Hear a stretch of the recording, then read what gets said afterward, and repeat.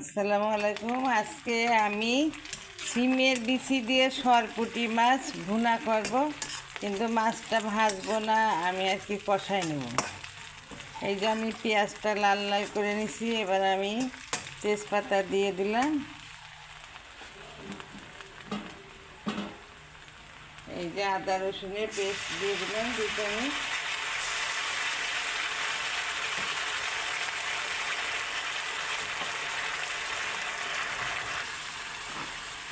এখানে আমি সব কিছু দিয়ে দিলাম, ধনিয়ার গুঁড়া, জিরার গুঁড়া, আদা রসুনের পেস্ট, শুকনা মরিচ, কাঁচামরিচ দেয়নি, এখনও দেবো। আর এদিকে সিমের বিচিটা দেবো, আমি একটু কষাইনি। এই যে সিমের বিচি দিয়ে কষাচ্ছি। সিমের বিচিটা কষানো হয়ে গেলে মাছটা আমি দিয়ে একটু কষাই নেব। এই যে ভালো করে আমি কষাই নিচ্ছি মাছটা। আগে আমি মশলাটা কষাই নিছি, তারপরে আমি মাছটা দিয়ে দিলাম। এইভাবে আমার মতন একবার ট্রাই করে দেখবেন, অনেক মজা লাগে।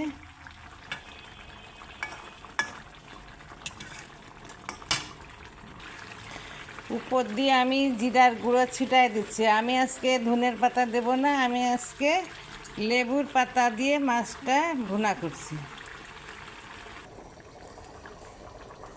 যে অল্প অল্প ঝোল রাখবো। আলহামদুলিল্লাহ, হয়ে গেছে আমার সিমের বিচি দিয়ে মজাদার মাছ রান্না।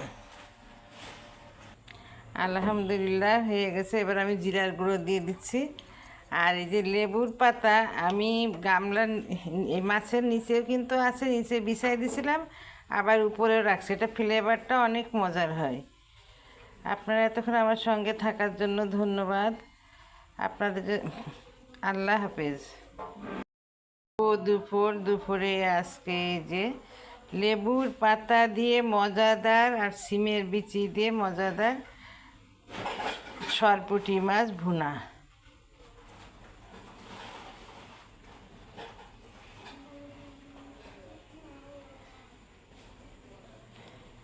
আল্লাহ হাফেজ।